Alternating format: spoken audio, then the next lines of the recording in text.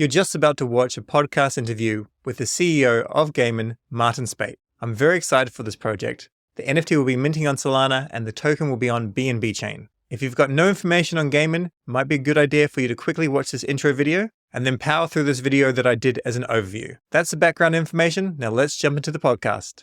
Hello and welcome to the podcast with the CEO and one of the co-founders of Gaimin, Martin Speight. This is a project that I'm super excited for. First time meeting Martin, so I'm very, very keen to ask a couple of difficult questions. But first, let's just start off with, who are you, what's your experience, and what are you bringing to the table for this epic project? Hi, Seb. Thanks for allowing me the chance to talk about gaming. Let me start a little about myself, my professional background. I've been many years in sales and marketing and running business. I've had businesses myself that I've bought, sold, entered high street retail outlets, direct marketing businesses, consultancies since the year 2000, specifically focused on online business, where I've consulted to some, kind of fairly well-known names, help them use online marketing to leverage their business and grow their business. Professionally, I've ran businesses. I know how to market. I know how to hire people. It's the same for all of our team. The founding team, we've known each other for many years. So we have a lot of, let's call it traditional business knowledge and experience behind the team. The story of Gaimin is fairly unique and kind of unexpected how it actually happened. I'm a lifelong gamer. I now have two grown-up sons who are gamers. They're 22 and 19. And together we've been through every gaming console and all the gaming PCs and all the games and you name it. It's been a huge source of fun for us. The story of Gaimin, the project, actually started in early 2018.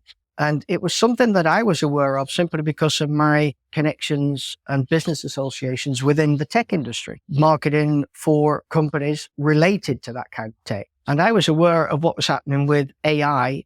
Of course, everybody's aware of that now because of ChatGPT. I knew that quite a few years ago. I knew what was happening with all of the technology, Internet of Things, technology that kind of started to appear. And it was the late tail end of 2017 was, of course, when crypto took off. So living online, obviously, I came across Bitcoin and crypto and possible alternative payment methods, etc. And a friend of mine, one of the co-founders and one of my friends for many years, he started playing around with his son's gaming computer and he monetized it. He started to make, I think he made about $1 mining, whatever. We can't even remember how he started originally. And as I have let's say an analytical mind based on years of marketing and advertising, specifically online advertising, I just said, what are the variables that make that? And then we started to play with all of the variables. Yep.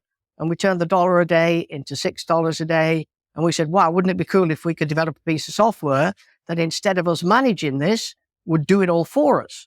And we started to explore more and more. And we realized that the demand for processing power to power blockchains, you need computational resources to power blockchains, of course. Yep.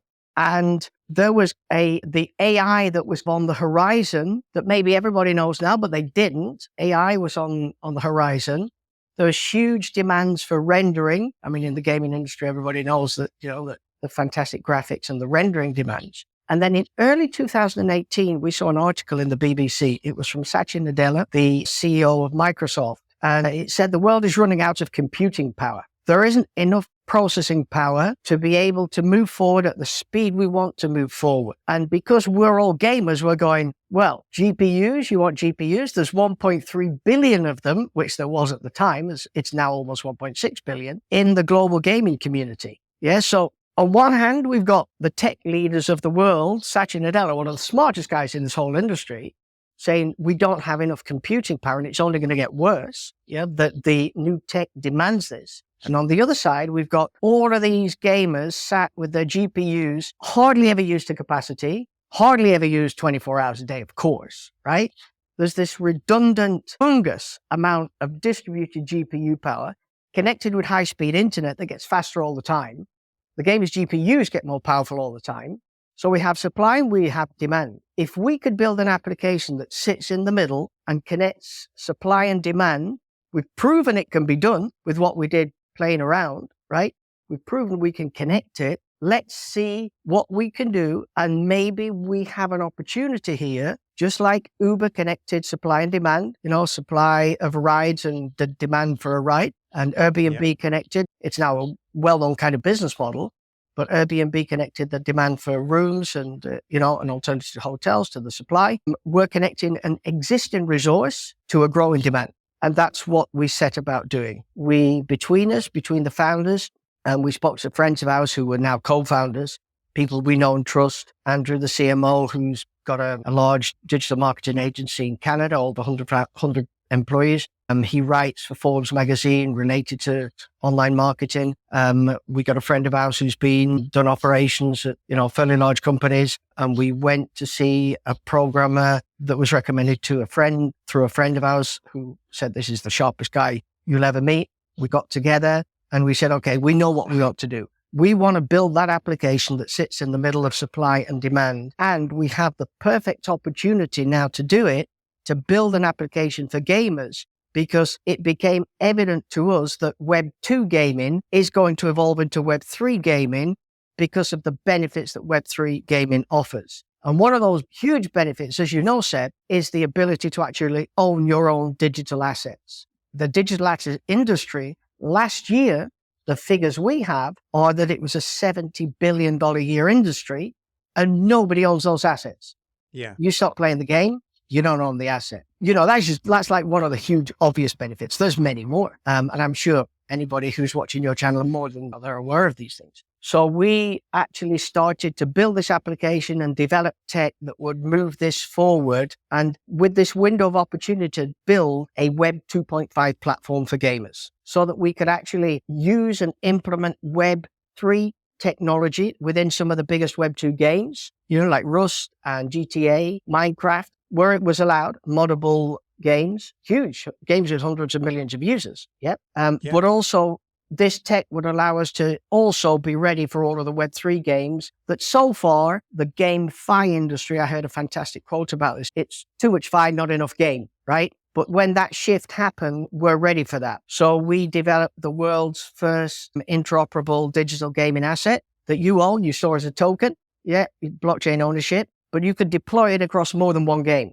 So we started to develop all of this technology, and we've developed, you could call it Steam on the blockchain, with the option to monetize a whole suite of developer tools that allow existing Web 2 developers that maybe don't have the finances, indie developers who don't have the ability to have blockchain-based departments to build this tech.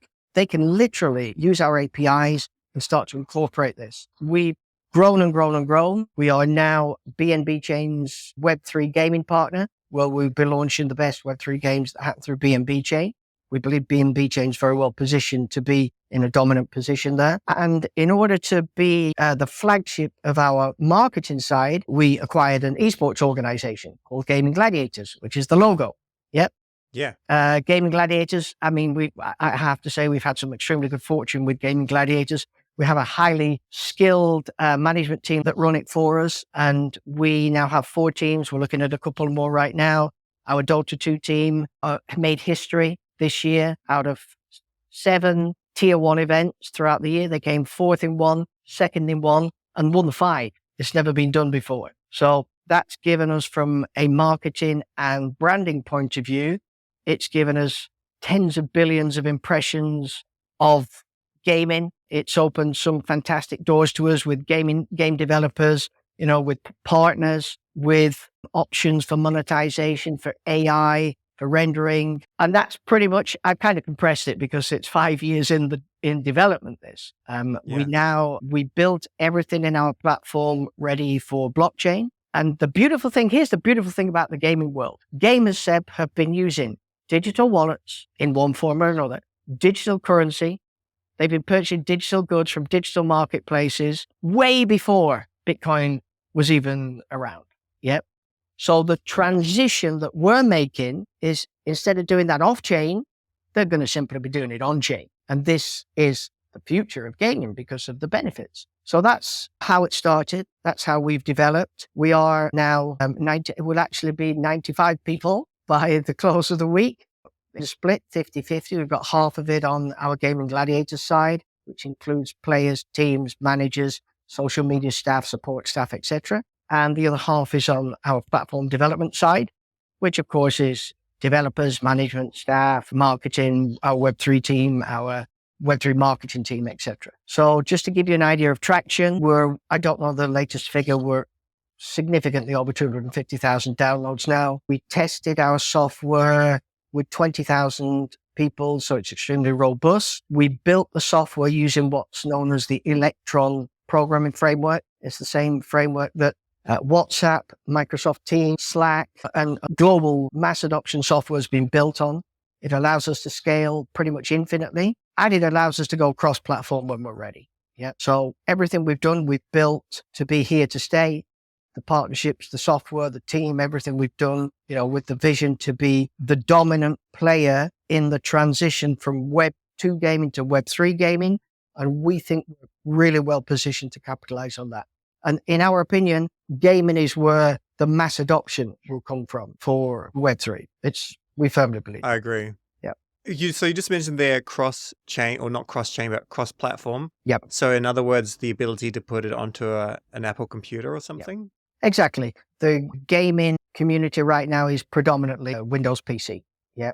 So there's 1.5 billion, or 1.6, I think the figure is now, Windows PC gamers globally, which is just ridiculous. Right. Yep. Yeah. But because of the way we built, and we built it with the ability to do whatever we want with that in the future. Right. So in terms of actually using the GPU kind of aspect of a Mac, because it's not dedicated, it's different. Is that is it kind of worth, actually shipping onto a Mac in terms of making a profitable return by mining a token, or, as we'll cover shortly, the AI generation? We haven't actually done it on a Mac yet. We haven't even experimented with it on a Mac. Okay. In fact, we have a relatively secret project right now, which we're running, which is an experimental twin GPU PC. Yeah. So that could be very interesting.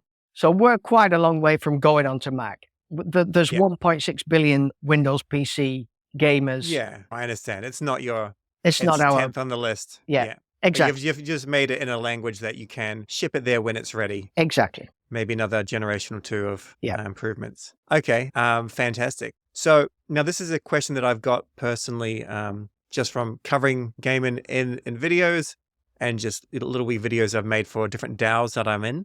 Mm-hmm. And it's probably something super, super important to consider.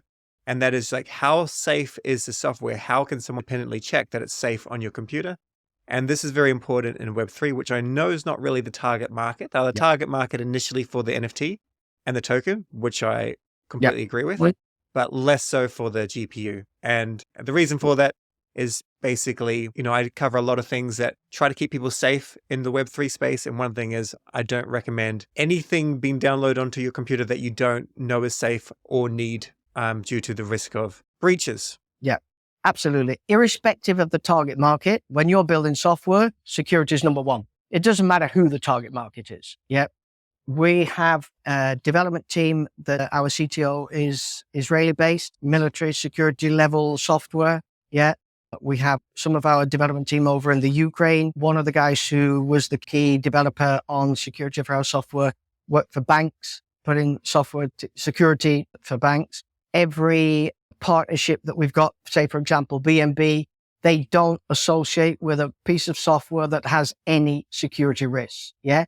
If you're building a piece of software and you're here to stay, and you're going to the expense of an esports organization that is not cheap to run, right? The last thing you would ever do would shoot yourself in the foot with a risky piece of software. So it was an absolute priority. There was two priorities in the software from day one. Priority number one was security, and priority number two was that it doesn't affect the gamer's gameplay. Right. If you've got a piece of software, and listen, I know, and I've got two sons who are like, you can't cause any lag at all to a gamer. You can't bother a gamer. So our software has the ability to adjust, combined with Windows load balancing and the adjustments our software makes. It only uses what's not being used. It's got a safety buffer, so it's not annoying the gamer. And for anybody with an old gaming computer, we have the ability, we've got a little slider built in. On a new gaming computer, you don't even notice it. It just runs invisibly in the background. But on any that's maybe an older gaming PC, you got the ability to slide up or down the amount of your computer resources that you choose to dedicate to monetize it, to background monetization. And Seb, it's important that I also stress this. Monetization is an option. You don't have to. You can still use the games. You can still buy the digital gaming assets, deploy them across different games, get all of the features and benefits and an amazing Web 2.5 gaming platform, which will be introducing the best Web3 games as they come online. We got about a dozen games hit the pipeline, ready to be added right now, 2 of our own. So to your question, I think I've deviated a little. We would never build anything without security as a number one priority. Right. Now, in the Web3 space, like companies are hired to do audits and stuff, but I have no idea if that even exists in like the Web2 gaming platform client space. Like, obviously it's not open source code, and I definitely don't think it should be. But for those people still with that tickle there, asking like, how do I know? Other than just the trust factor, which is valid for many people. Yep. And I know it's not the target market, but what has there been any like transparent like audits or anything like that? I don't know the latest on the audit on the software. We have regular audits on every part of our business. We, as a company, we're registered in Switzerland, in Zug, Switzerland. We've just finished an audit on our accounts for our Swiss organization. We're registered with VQF, which is the Swiss regulatory authorities there. We are SRO membership, which is extremely difficult to get, which means we're fully compliant in all aspects of our business. All of our blockchain side, all of that's audited. Our team can supply those audits. I don't know where we are with the latest audit on the software, but every conceivable measure to ensure complete compliance and transparency has been put in place. Okay. Great. How big exactly is the development team, and how long have they been working on this before we've got to this stage? Yeah, when we first started, we didn't start with all the resources we have now. Yep. Right. When we first started, like I say, there was 5 co-founders, and we're people who've known each other for like 20, 30 years, the co-founders. That's great because we have trust in each other. We know each other's skills. You don't fall into the trap that unfortunately many very good ideas fall into, that a good idea doesn't always mean that the team can get on and execute it. And there's internal squabbles that unfortunately may detract from the progress of a project. So all of those things we'd already been through. Many of us had worked together on different things or hired each other for different things in the past. So when we started, we realized the potential for this. So what we did as 5 original co-founders, we threw some money into like a little fund to start off and said, okay, let's develop a prototype and let's just see how it goes. So obviously the first year or year and a bit, we didn't have a huge development team. We did the minimum resources to take a prototype. Now I live in Spain. I'm English. I've been living in Spain for 27 years. A friend of mine, Calvin's one of the co-founders. He is a co-organizer of Madrid Games Week. So we took our prototype to Madrid Games Week and we demoed it. And Madrid Games Week is the largest Spanish-speaking gaming event. I don't know how many people were there, except there was many thousands. When was that? Of people. That would have been probably 2019, let's say. And we demoed it there. And we wanted to see the acceptance, real-world acceptance by gamers of just whether or not this was a piece of software that could really get traction in the gaming world. Not theory. We wanted to demo it to people and show it. And so we demoed the prototype. The response was so overwhelmingly positive that that's when we said, okay, guys, we really need to get serious about that. And we started to slowly grow. It wasn't until we grew with personal funds. We grew with some friends and family members who were interested in the project because it was kind of taking shape. But it wasn't until late 2021, early 2022 that we actually started to speak to VCs. So we had first VC token purchases happen in, let's say, Q1 2022. That's when we really started to accelerate. And that's where we went from, the prototype went from alpha, beta, and all the way to MVP. And now we have a beautiful looking, extraordinarily robust piece of software with many, many thousands of downloads.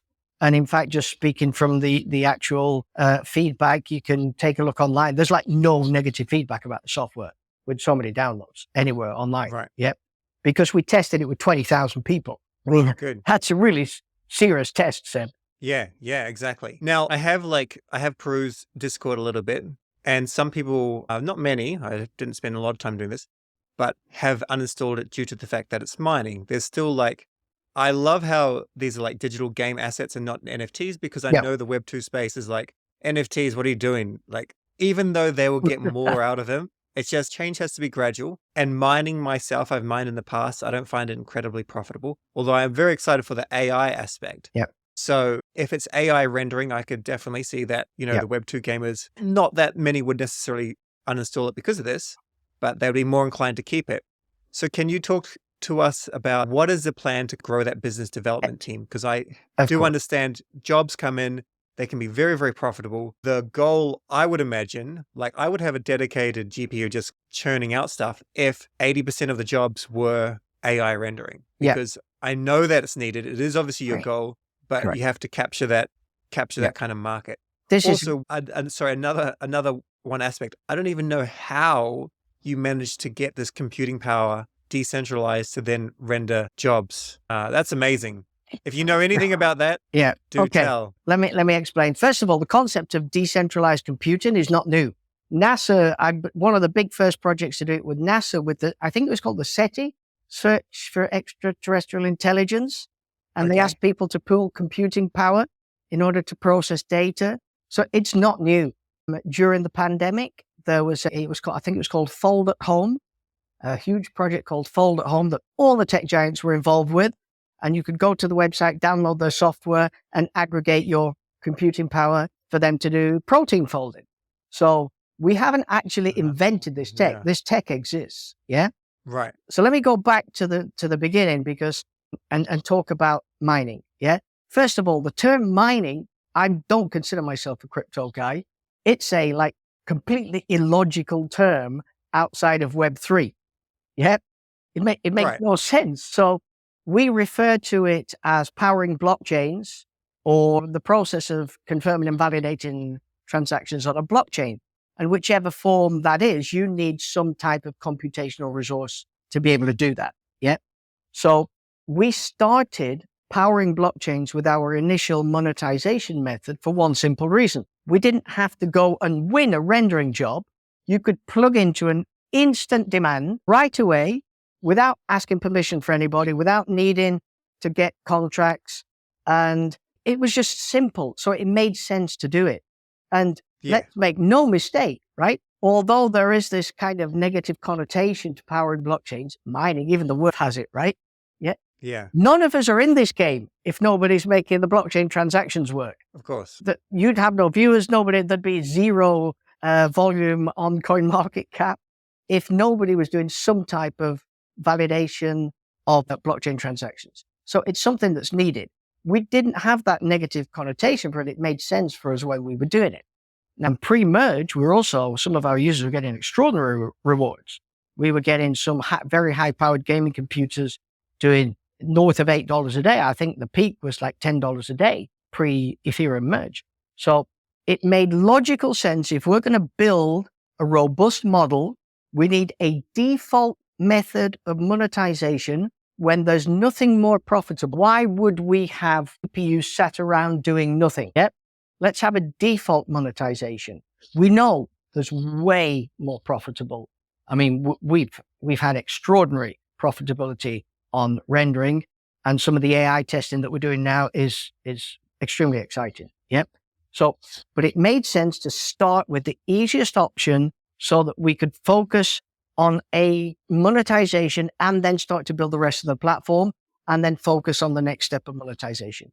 The rendering we developed second. Rendering, there's the render token, for example, which is another project which does exactly the same thing. It's a very highly regarded project. We can do exactly the same as them. The big advantage, in my opinion, that we have is our ability to get gamers with high-powered GPUs is a very powerful factor in our favor. Plus, I agree. Plus, no knowledge is needed from a gamer to monetize. When you download and install our software analyzes your system, then it connects your resources to our gaming cloud, and the gaming cloud does the jobs, whatever the jobs may be, and the rewards are passed back to the user. So user at a user level, he doesn't have to learn how to connect his GPU to anything. There's no work needed. It's a gamer. Gamers aren't inclined that way in general. I'm not talking, but generally, they want to play. They want to have fun. They do. Yeah. So we've done all of that hard work. Now the rendering is, I mean, it's hard to say the multiples of profitability overpowering blockchains, but it has been for us on some of the jobs we've done, extraordinary. Yeah. Very, very high. The AI, we actually became the first company in the world that could power AI models, LLM AI models with distributed gaming computers. Yep. And that has opened the door to some very exciting conversations that our team are having right now. And we see the future will be 90+% focused on that level of monetization. But to get there, we had to do the steps to get there. You couldn't have started when we did for that because, it didn't exist. Yep. Yeah, no, I completely agree with that. I mean, I looked at competition there. I personally don't even know how I could work it out. But like, if I can work something out, that's fine. But that doesn't mean that most people in the space, in the Web 2 space could.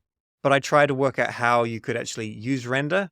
And I just looked at the docs and I thought, that's too hard basket. It's not. And I looked at other options and I just couldn't see it. So I guess the question is like, obviously, like you mentioned, I believe you've gone from like 93 people to 95. Are you starting to hire into this business development in order to attract these AI jobs? I'm like, we actually have, because of our positioning now and the marketing we're doing, we're working very hard towards listing now. It's imminent, if you will. So we've made ourselves visibly, given ourselves much more presence within the Web3 space than we previously had. We didn't want to start the promotion too early and lose momentum. We wanted to build gradually to a peak momentum and peak promotion around that period. But our additional visibility, Seb, recently has meant that people are actually coming to us. We actually had in our Dota 2 team played in Seattle, I think it was last month in October, and we had a couple of people with some fascinating AI projects came to us. We are looking right now at powering AI-powered NPCs for games. You're familiar with the term NPC in gaming, Seb? Yep. Yeah, non-player character, right? Well, imagine a non-player character powered by AI so that you and I play the same game, we never have the same experience, right? Yeah. Because of our interaction with the NPCs dictates the evolution of the game. So we've got conversations with that type of thing happening. And if we only focus, we won't be, but just imagine if our only focus was to actually provide processing power for AI for gaming projects, where will that be in a couple of years? I mean, the potential is crazy. Yeah. Really, it's hard to envisage exactly where AI can take algorithm-based, AI-based games and it's not the distant future. We're talking about the relatively close future. This is where we see ourselves over the next few years. We are speaking with people right now to develop the business development team. Of course, you can't sell processing power till you have processing power, right? Right. So you can't, what's the point of having a business development team to sell nothing? So you have to build, you have to, it's all stages, it's all steps. Yep. Is there a certain amount of users you need, daily active users? Well, or is there like a mega hash kind of quantity that you're looking for? This is another excellent question, right? Anybody can check our DAP radar. You can see we've got it's between 50 to 70,000 monthly active users. So it's a decent amount that's online now. I don't know how that compares with other projects. From the ones that we've looked at, it's significantly more.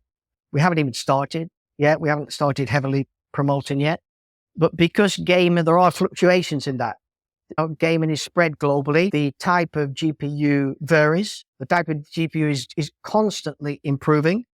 The amount of time that a gamer is online varies daily, maybe more weekends, more evenings, more in different parts of the world. So there's a lot of factors to consider before you can package that up and sell it as you would a purchaser of GPU supply from Amazon AWS, for example, right? So it isn't as simple that you sell it. we are, the business development team are defining all of that right now. So, and there's things like legislation and contracts and liabilities and all of that type of thing when you hire it to ensure that it works.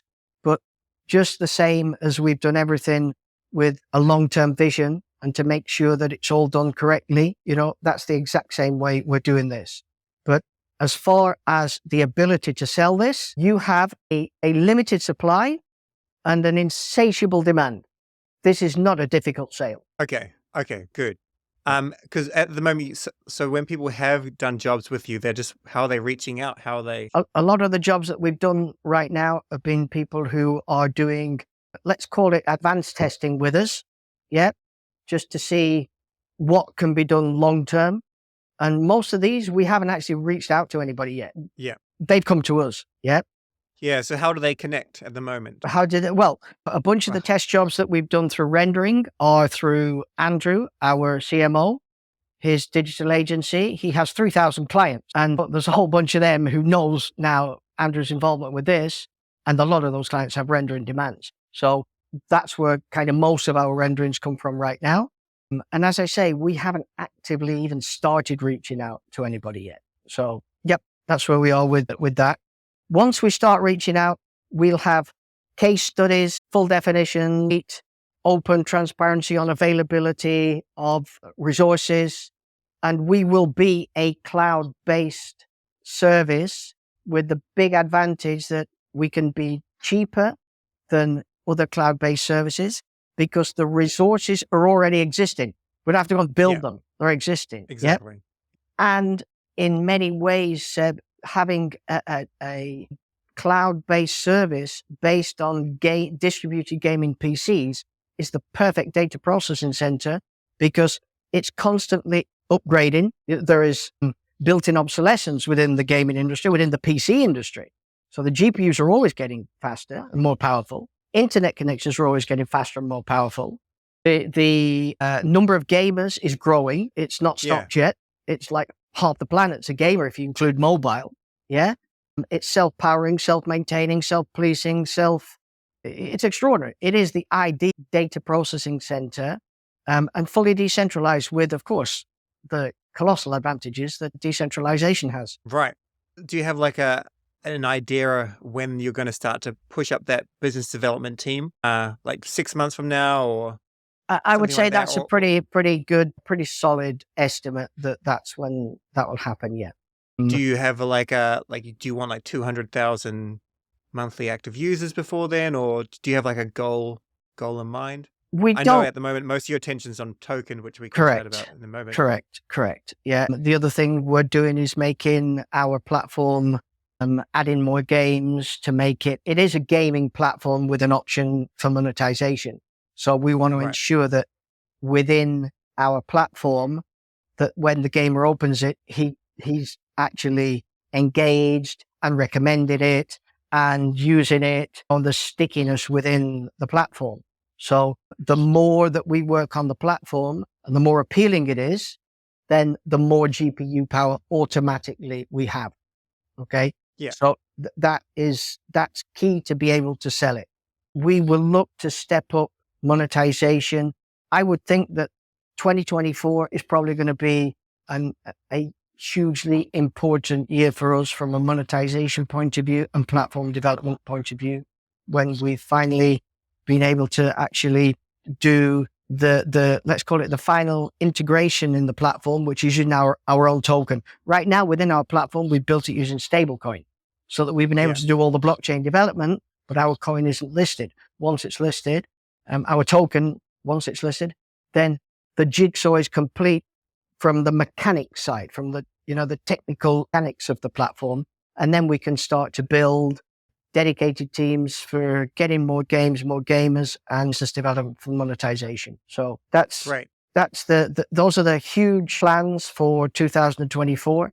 We have the team to do it, and we will hire whoever we need to continue to do that. Okay, fantastic.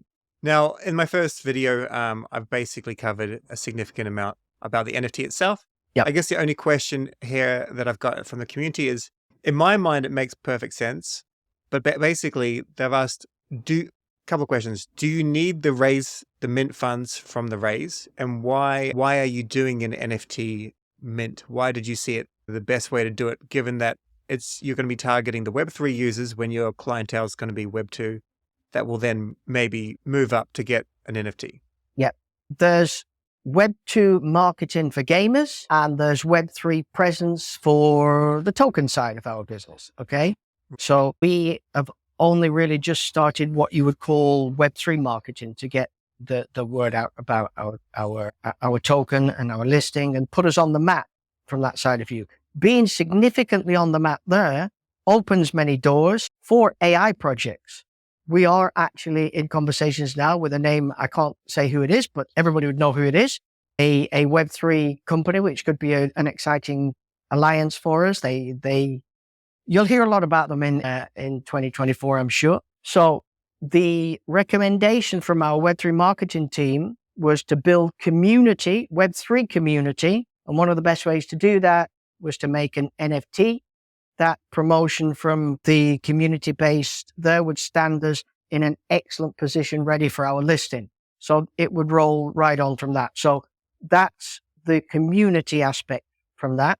As for fundraising, we are on the gaming side, we are effectively pre-revenue, although we have some revenue coming in, but effectively you could still say latter stages of pre-revenue.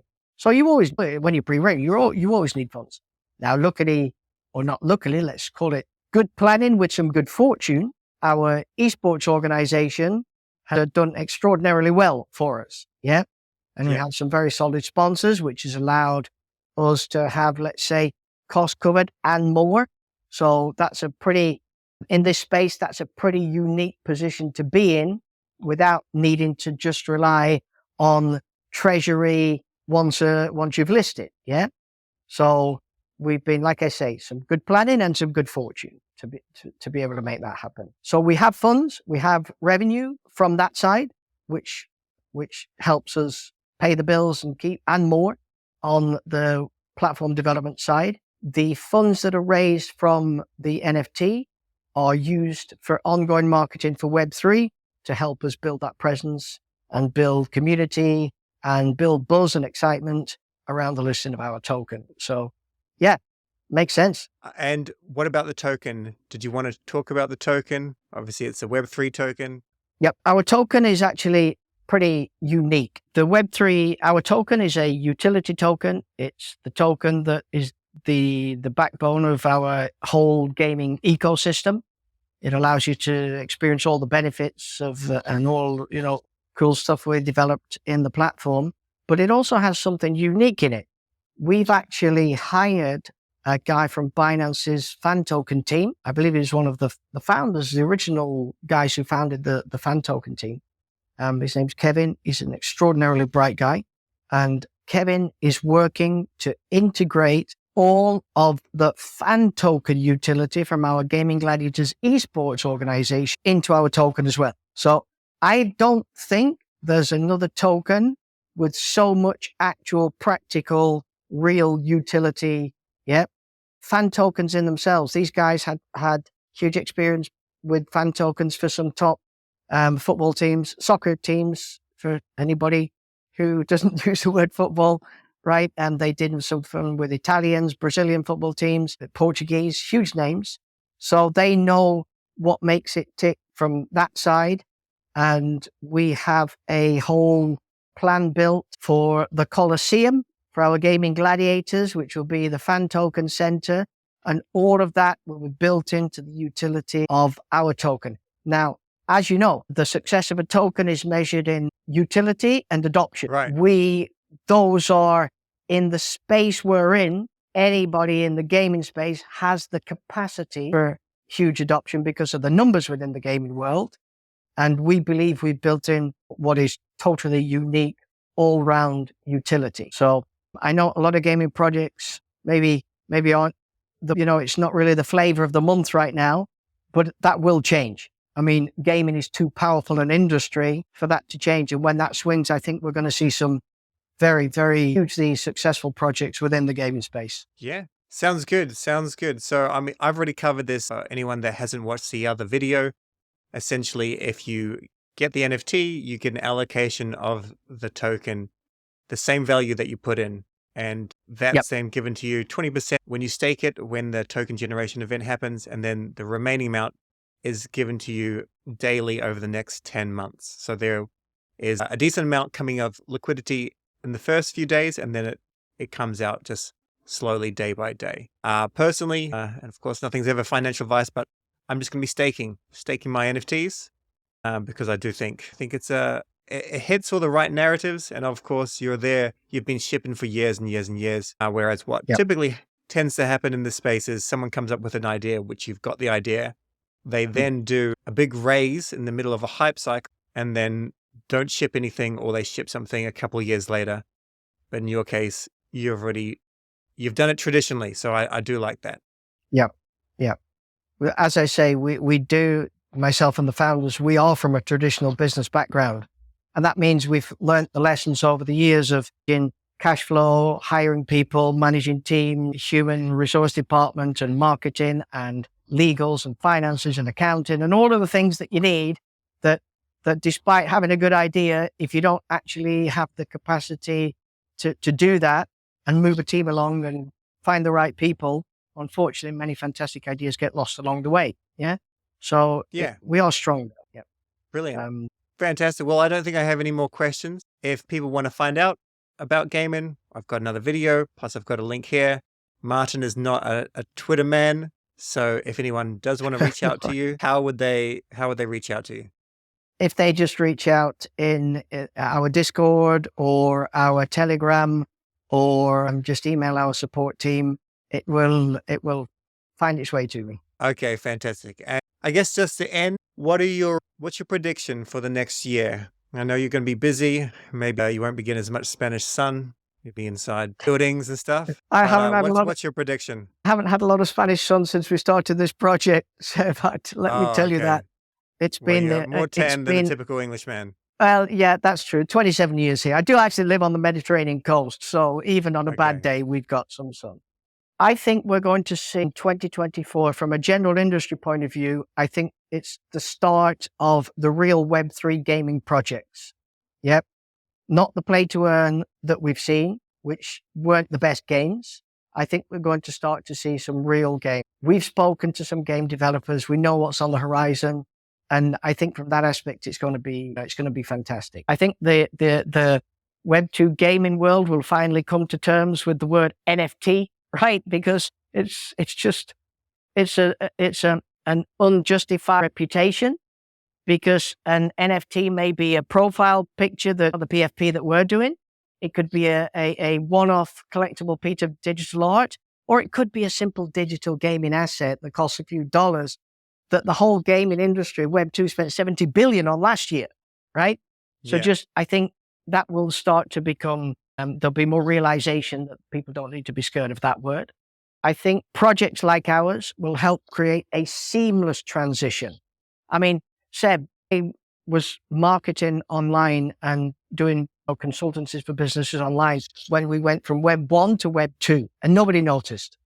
There were new, cooler things that started to happen. Video started to appear, social media started to appear. You could leave reviews, you could like or dislike things, right? So it just was a seamless integration into a better experience. That's what's going to happen in this year.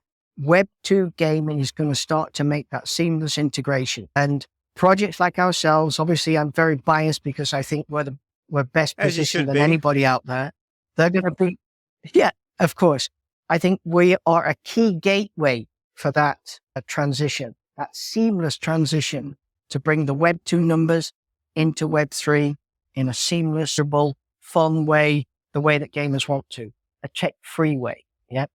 And I think that's what we're going to see in 2024. And what about for your platform yourself? Do you have a prediction for a number of monthly active users by, I don't know, end of 2024? You don't have to share it. We are very ambitious, Seb. You don't go and acquire an esports organization, which is notoriously difficult to run and manage and make profitable. You don't go and acquire that and compete on the world's largest stage against teams sponsored by Red Bull and huge entities if you're not very, very ambitious. We are as ambitious as you can be.